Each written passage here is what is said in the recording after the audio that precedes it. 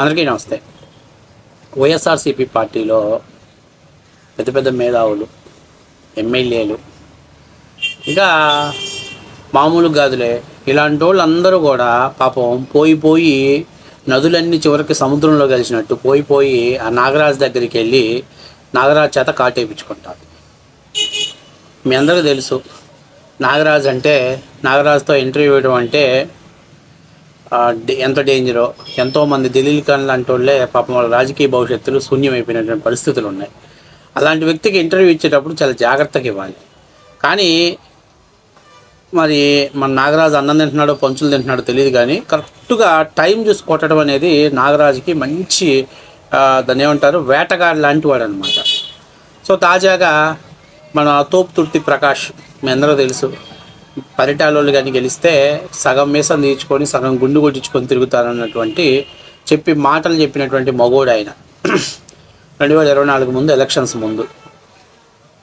సరే, మరి ఆయన అలా చూడాలని విధి ఆశపడిందో ఏమో తెలియదు. మొత్తం మీద రాప్తా నియోజకవర్గంలో పరిటాల సునీతమ్మ గారు గెలిచారు. ఏందిరా అయ్యా మీసం తీసేవా అని అంటే, చెప్పినన్ని పాటిస్తారా? మరి సీమావాళ్ళు కదా, సీమావాళ్ళు చెప్తే పాటిస్తారు కదంటే, చెప్పినన్ని ఎవరు పాటించరు, ఆ రోజులు పోయినాయి అని చెప్పి ఏదో సరే మొత్తం మీద ఎస్కేప్ అయిపోయాడు. చాలా రోజుల తర్వాత ఫస్ట్ టైం మన కాట్రే నాగరాజుకి ఇంటర్వ్యూ ఇచ్చాడు. ఇంటర్వ్యూ ఇస్తూ అసలు అద్భుతమైనటువంటి పంచి, అంటే విశాఖ స్టీల్ రాడ్డును తీసుకొచ్చి బ్రహ్మాండంగా 90 mm రాడ్డుని గట్టిగా దింపాడు మన నాగరాజు. మామూలుగా నాగరాజుని మనం ఏమంటామంటే అదును చూసి కాటేస్తాడు, నాగరాజు టైపే ఇది. కరెక్ట్గా ఇప్పుడు కూడా అదే పరిస్థితి, అదే విధంగా చేశాడు. సరే, ఒకసారి ఆ వీడియో ఏంది దాని మీద మనం చూసే ముందు మీరందరూ కూడా ఫస్ట్ టైం మీరు మా ఛానల్ చూస్తుంటే సబ్స్క్రైబ్ చేస్తారని మనస్ఫూర్తిగా కోరుకుంటున్నా. అట్లాగే నా వీడియో మీకు నచ్చినట్లయితే షేర్ చేస్తారని, మీ మిత్రులకి, మీ కుటుంబ సభ్యులకు షేర్ చేస్తారని, అంతేకాకుండా హైప్ బటన్ ద్వారా మీరందరూ నాకు కొండంత ప్రోత్సాహం ఇస్తారని మనస్ఫూర్తిగా కోరుకుంటున్నాను. ఎందుకంటే మీరు చూపించేటువంటి కొద్దిపాటి ప్రోత్సాహమే మాకు ఇంకా మరికొన్ని వీడియోలు చేయాలనేటువంటి ఆసక్తి కలిగే విధంగా అంశంగా ఉంటుంది. సో ఇప్పుడు మనం వీడియోలోకి వెళ్దాం. అద్భుతమైనటువంటి వీడియో, మామూలుగా ఉండదు. నేను చెప్పాను కదా, నాగరాజుతో ఇంటర్వ్యూ చేయించేటప్పుడు చాలా సంసిద్ధమై బాగా రెడీ అయ్యి ప్రిపేర్ అయ్యి ఉండాలి. ఎట్లా పడితే అట్లా వెళ్తే మన కాట్రీ అదును చూసి గట్టిగా వేస్తాడు కాటు. సరే, ఒకసారి చూడండి. ఈ ప్రతిపాదనగా ఈ 3 ప్రాంతాలు డెవలప్ అవుతాయి. ప్రజామోదం అయిపోతున్నారు మొత్తం కూడా. మావిగన్ రోల్ చేస్తున్న వాళ్ళు కాకినాడ నుంచి కా తీసుకోండి. ఏం ఫీల్ ఉండదు మామయ్య. కాకినాడ నుంచి కదే నాగరాజు, కడప నుంచి కా తీసుకోమన్నారు. ఇది మామూలుగా మొన్నటి నుంచి నడుస్తున్నటువంటి మాట. వాస్తవానికి అసలు చాలా ముఖ్యమైన విషయం ఏంటంటే, వైసీపీ వాళ్ళు మావిగన్ ప్రజా ఆమోదమైనటువంటిది అని చెప్పడానికి నిజంగా వీళ్ళకి సిగ్గుందో లేదో అనేది ఫస్ట్ ఆఫ్ ఆల్ పక్కన పెట్టాలి. ముందు రాయలసీమ వాళ్ళు, ఎందుకంటే ఆయన రాయలసీమను అభివృద్ధి చేయడం కోసమే మేము జ్యుడిషియరీ క్యాపిటల్గా కర్నూలు చేశానని చెప్పి మోసం చేశాడు జగన్మోహన్ రెడ్డి. మొన్న 3 రాజధానుల్లో వీళ్ళు ఎగ్జిక్యూటివ్ క్యాపిటల్ విశాఖపట్నం ఉత్తరాంధ్ర వాళ్ళకి, లెజిస్లేటివ్ క్యాపిటల్ అమరావతి వాళ్ళకి, అలాగే జ్యుడిషియల్ క్యాపిటల్ కర్నూలు వాళ్ళకి, రాయలసీమ వాళ్ళకి అని చెప్పేసి రాయలసీమ ప్రజలని కాపాడటం, రాయలసీమ ప్రజలకు రాజధాని లేకపోతే వాళ్ళు చాలా ఇబ్బంది పడతారంటూ గత 5 ఏళ్ళు కల్లబొల్లి మాటలు చెప్పాడు. రాష్ట్రానికి ఏ రాజధాని లేకుండా చేశాడు. మొదట అమరావతి అన్నాడు, తర్వాత 3 రాజధానులు అన్నారు, తర్వాత విశాఖపట్నమే రాజధాని అన్నాడు, తర్వాత ఇప్పుడు మావిగన్ అంటున్నాడు.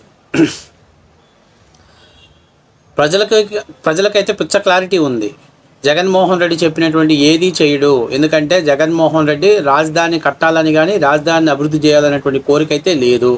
కానీ ఈ వైసీపీ బెప్పంగాలకే, ఈ చదువు లేని దంసపుగాలకే ఆయన ఇది నందిరా అంటే నంది అంటారు, పందిరా అంటే పంది అంటారు. మొన్న ఏబిఎన్ రాధాకృష్ణ గారు చెప్పింది కూడా అదే. మరి నేను తోపుతుర్తి ప్రకాష్ని అడిగింది ఏంటంటే, నువ్వేదో రాప్తాలో సునీతమ్మ గెలిస్తే మీసాలు తీర్చుకొని తిరుగుతాను, పరిటాలలో గెలిస్తే మీసాలు తీర్చుకొని తిరుగుతాను అన్నావు. నువ్వెట్టా ఆ వాగ్దానం నెరవేర్చలేదు. మరి జగన్మోహన్ రెడ్డికి అయినా కనీసం సీమలో పుట్టి మాట తప్పడు, మడమ తిప్పడు అని మీరు చెప్పుకుంటున్నటువంటి జగన్మోహన్ రెడ్డి అయినా నేను చెప్పేందంటే, ఈ 3 రాజధానుల కాన్సెప్ట్ మీదే ఉండాలి కదా. మళ్ళీ ఈ మావిగన్ ఎక్కడి నుంచి తీసుకొచ్చారు? ఈ మావిగన్ కాన్సెప్ట్ ఏంటి? మొన్న ఒక వీడియో రిలీజ్ చేశారు, మావిగన్ అని చెప్పి. మావిగన్ పోర్ట్స్, మావిగన్ ఎయిర్పోర్టు, మావిగన్ రైల్వే స్టేషన్, మొత్తానికి వైసీపీ రంగులేశారండి దాంట్లో. వేసినటువంటి బ్రోచర్లో కూడా మరి అది పిచ్చోళ్ళు అనాలా, ఏమనాలి, ఏం అర్థం కానటువంటి పరిస్థితిలో ఉంది రాష్ట్రంలో. నాకు తెలిసినంత వరకు చంద్రబాబు నాయుడు తొందరగా రాజధాని కంప్లీట్ చేసి ఒక పెద్ద మెంటల్ హాస్పిటల్ కట్టాలి. ఎందుకంటే రాష్ట్రంలో నాకు తెలిసి 2029 ఎలక్షన్స్లో వైసీపీ ఓడిపోతే రాష్ట్ర వ్యాప్తంగా పిచ్చోళ్ళంతా కూడా రాష్ట్రం అంతా, అంటే వైసీపీ పార్టీ వాళ్ళకు సంబంధించిన పిచ్చోళ్ళకి వాళ్ళ మైండ్ ఫ్యూజులు ఎగిరిపోయి వాళ్ళు మానసికమైనటువంటి రోగులుగా మారిపోతారు. కాబట్టి వాళ్ళకి ఒక మంచి హాస్పిటల్లో ట్రీట్మెంట్ చేయాలంటే నాకు తెలిసి జిల్లాకు ఒక మానసికమైనటువంటి హాస్పిటల్ కట్టాల్సిన పరిస్థితి ఉంది. ఎందుకంటే ఏంటి ఇది అన్న పిచ్చిగా మాట్లాడుతున్నారు. కనీసం నువ్వు ఒక ఎమ్మెల్యే స్థాయి ఉన్న క్యాండిడేట్వి ప్రజా ఆమోదాయకమైందంట. మరి గత 5 ఏళ్ళు ఎందుకు పెట్టలేకపోయారు? గాడిదలు కాశారా? గత 5 ఏళ్లలో గోలు గిలుకుంటూ ఉన్నారా, లేకపోతే రాష్ట్రాన్ని లూటీ చేసుకునే పనులు బిజీగా ఉన్నారా? గత 5 ఏళ్ళు 3 రాజధానులని ముండమోపించారు రాష్ట్రాన్ని. ఇలా మావి గన్ను అంటూ ఈ మధ్య ప్రాంతాల మధ్య గన్నులు ఎక్కువ పెట్టే స్థాయికి తీసుకొచ్చేసారు. కానీ నేను చెప్పేందంటే ఈ తోపుతుర్తి ప్రకాష్ కావచ్చు, ఇంకా చాలామంది ఉన్నారు, అంబటి రాంబాబు, తర్వాత మా పేరు నేను నాని, ఇట్లాంటి వాళ్ళు చాలా మంది ఆతూ తెలియని వాళ్ళు ఏం లేరు. వాళ్ళు జగన్మోహన్ రెడ్డి ఏది చెప్పమంటే అది, నాది నందిరా అంటే నంది అంటారు, అది పందిరా అంటే పంది అంటారు. అది నందా పందా అని చూసి పరిశీలించి చెప్పేటువంటి ధైర్యం దమ్ము వాళ్ళకి లేదు. కాబట్టి నేను చెప్పేది ఏంటంటే, అయ్యా తోపుతుర్తి ప్రకాష్, ఇంకా నీ రాజకీయ జీవితం ఎక్స్పైర్ అయిపోయింది. ఎందుకంటే మీలాంటి వాళ్ళకి ఇంక మళ్ళీ రాజకీయాల్లో అవకాశం ఇవ్వరు ప్రజలు. ఎందుక అసలు ఒక మాట లేదు, ఒక స్థిరకడ లేదు, ఒక రాజకీయం లేదు. ఏంటి మావి గన్ను? ప్రజలు ట్రోల్ చేసి పడేస్తున్నారు. దెందులూరు నుంచి దే తీసుకో, గుంటూరు నుంచి గూ తీసుకో, ఇట్లా ప్రజలు అసలు భయంకరమైన తాడేపల్లి తా తీసుకో అని చెప్పేసి ప్రజలు పిచ్చిగా ట్రోల్ చేస్తున్నారు. పిచ్చిగా ట్రోల్ చేస్తున్నారు. చెప్పుకుంటే చాలా చండాలంగా ఉంది. ఏంటి ఈ పరిస్థితి? ఏంటి ఈ ఆలోచన లేని విధానం? ఏంటి? ఆయన ఒక రాష్ట్ర మాజీ ముఖ్యమంత్రి ప్రెస్ మీట్ పెట్టి ఎంత సరదాగా జోయిల్గా చెప్పేస్తా తెలుసా? మచిలీపట్నంలో మా తీసుకో, విజయవాడలో వి తీసుకో, గుంటూరులో గన్ తీసుకో, మావి గన్ తీసుకోమని చెప్పేసి నవ్వుతూ క్యాజువల్గా ఒక రాష్ట్ర ముఖ్యమంత్రిగా పనిచేసి 40% ఓట్ షేర్ ఉన్నటువంటి వ్యక్తి అంత క్యాజువల్గా అంత కామెడీగా చెప్తే దాన్ని పట్టుకొని వీళ్ళు సీరియస్గా జనాల్లో తీసుకెళ్తున్నారు. దాన్ని జనాల్లో తీసుకెళ్లాలని చూస్తున్నారు. అసలు ఆయన చెప్పటమే కామెడీ లాగా ఉంది. ఆయన చెప్పటమే ఒక కమెడియన్ కానీ కామెడీ చేసినట్టుగా ఉంది. దాన్ని మీరు ప్రజల్లోకి సీరియస్గా తీసుకెళ్తున్నారు. మావి గన్ను ఏంటి? నాకు మావి గన్ను రేపు జగన్మోహన్ రెడ్డికి మావి గన్ను బాగాలేదు, మార్చేద్దాం పేరు అంటాడు. విగూచి అంటాడు. అంటే వి అంటే విజయవాడ, గు అంటే గుంటూరు, చి అంటే చిలకలూరుపేట పెట్టేస్తారా? విగూచి అని పెట్టేస్తారా?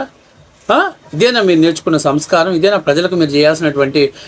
రాష్ట్రం ఇప్పుడు దాకా అనేకమైనటువంటి ఇబ్బందులు పడి రాజధాని లేని రాష్ట్రం తయారైతే కేంద్రంలో బిల్లు పెడితే 13 జాతీయ పార్టీలన్నీ కూడా ఆమోదించాయి. రాజ్యసభలో అదే పరిస్థితి. ఒక్క దిక్కుమాలిన పార్టీ మాత్రం దాన్ని బాయ్కాట్ చేశారు. ఆ దిక్కుమాలిన పార్టీ ఎవరో మీ అందరూ తెలిసిన విషయమే. కాబట్టి నేను చెప్పేదంటే విగూచీలు, మావి గన్నులు, లేకపోతే ఇంకా ఏవైనా ఈ దెందలూరు ఇవన్నీ పెట్టొద్దయ్యా, ఇవన్నీ ఊరినే పరిస్థితి లేరు. నేను మీకు చెప్పేది ఏంటంటే ఒక మాట చెప్తున్నా.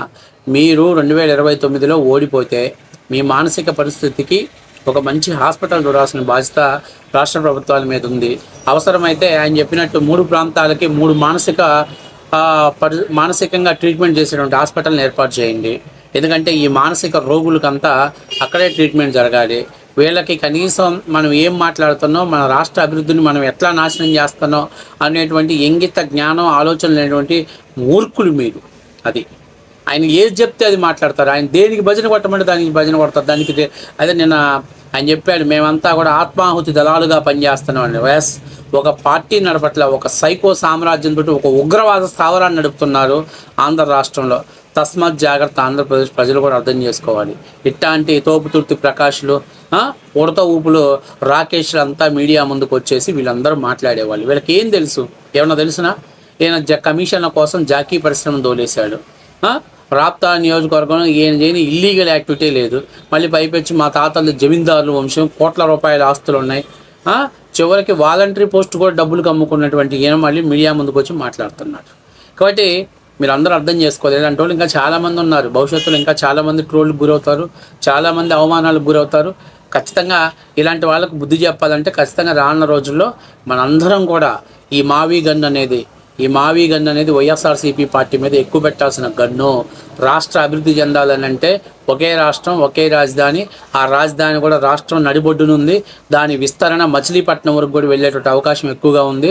కొన్నాళ్ళు ఓపిక పెడితే అన్ని ఫలాలు రాష్ట్ర ప్రయోజనాలు రాష్ట్ర ప్రజలకు అందుతాయి.